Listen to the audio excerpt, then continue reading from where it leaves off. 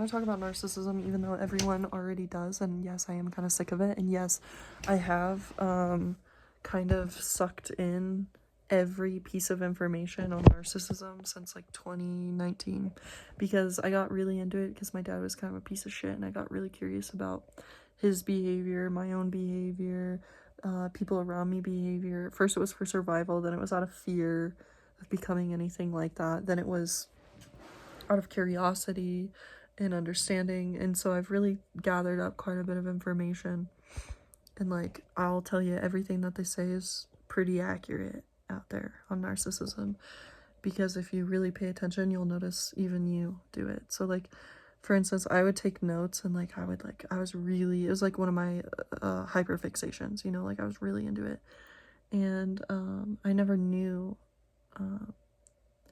that I'd find myself with somebody physically violent towards me in any way, or like that would humiliate me in public. Like I always kind of knew, because people said like if you have that, you might repeat that because of familiarity and things, and I always was like a firm believer that I'd leave instantly and I'd walk out, and whenever it was happening to me, I couldn't even really register that I was. I was in a really different headspace at the time where I thought I was really toxic. I was scared. I would cut off from a lot of people. It's actually kind of crazy that I just randomly met this person and just got swept away in this thing, because I wasn't really even looking for a relationship. But I am just such an idiot for love. I really am. I have noticed I just do the dumbest shit. It's actually disappointing me lately. So much money lost. Okay, but it's okay. This was like my second boyfriend. I mean, if we get like technical, I guess it was like my third, but like my second one, okay, like ever. And like it just really escalated. Like I'd never lived with anyone like that I was dating. I never had anyone get married after we broke up. That was really hard and painful for me, but ultimately it taught me a lot about myself. So I learned a lot about both roles, and so I'm going to talk about both. So I'm going to talk about this theory that I've really liked that I don't hear a lot of people talk about enough, and it's called the dual mothership. And I always want to say mothership board, but that's like a computer, like motherboard, something like that. Anyways, ignore that.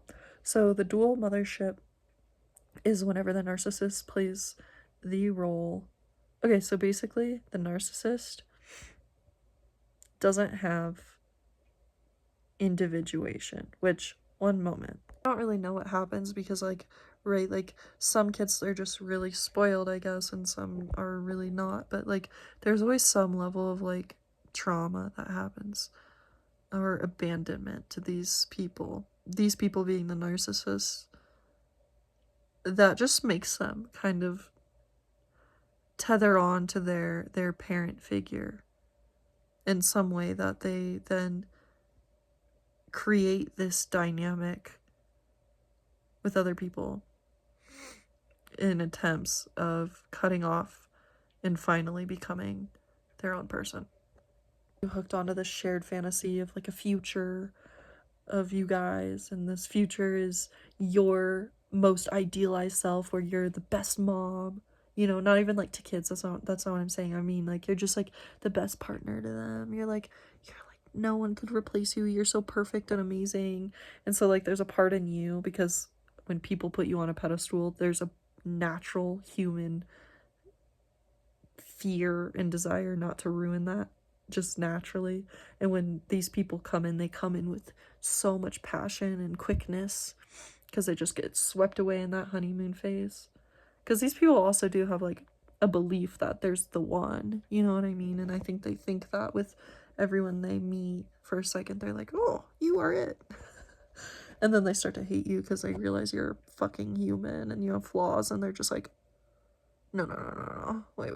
And also they were always going to, because they hate themselves. And honestly though, I mean, like, this is a mirror, right? Like, I hate to say it, but like, when you're like a victim of narcissistic abuse, like you're like on the receiving end, like you don't exactly love yourself. You probably have sacrificed a lot in the name of love, too much. And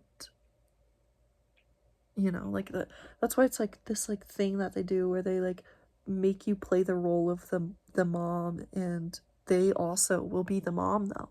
That's a thing. And then you'll be the kid sometimes, and they'll be the kid. So it creates this weird parent dynamic. I don't know, you really have to pay attention to that because it's weird. It's weird, but it happens.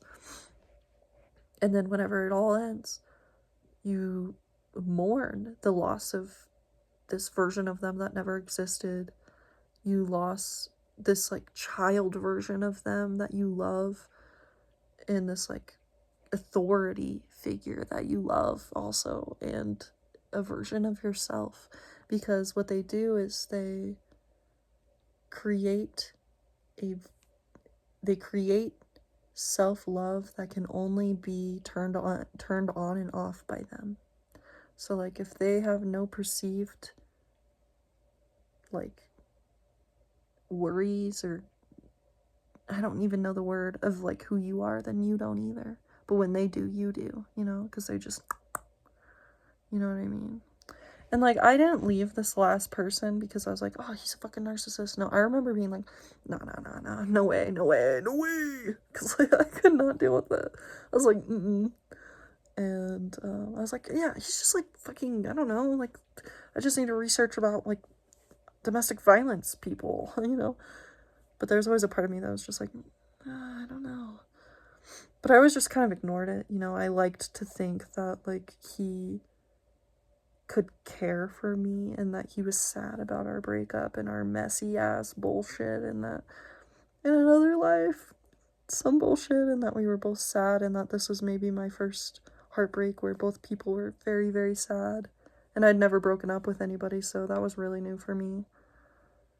But then whenever he got married, like shortly after, it was just like, whoa, that's not normal. Like, okay, maybe it is. Like, let's give them the benefit of the doubt. But I'm pretty sure they just met and then got married within like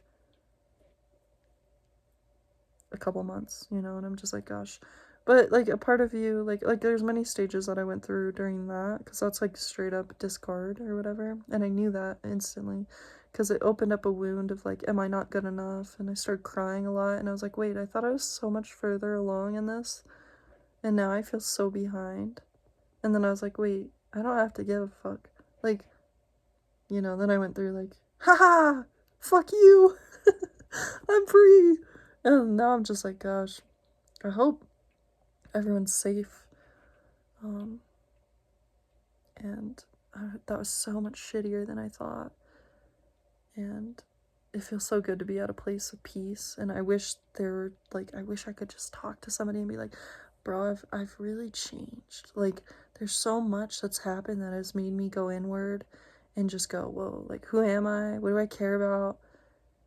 And I've really been able to separate myself from trauma recently, and it's the most cathartic feeling ever. And I just want to tell someone.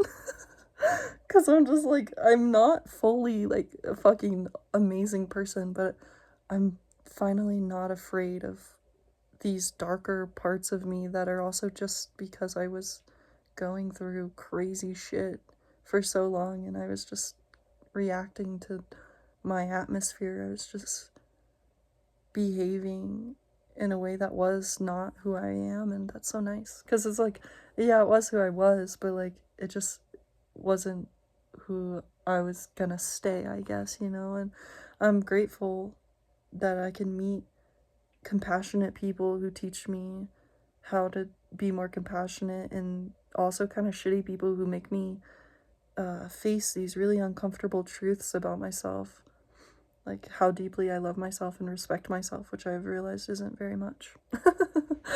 Well, I don't want to say that because it is, but I've realized I haven't behaved like it is. So I don't know. I just think the mothership thing is really interesting. The shared fantasy thing makes a lot of sense. And basically, if you're not careful and you don't see it for what it was, which is that they had you play this really weird role of being their parent and their kid, which I know sounds weird. And yes, if you are a kid to a narcissist, same shit applies. They will make you their parent, which is crazy. Just think about that.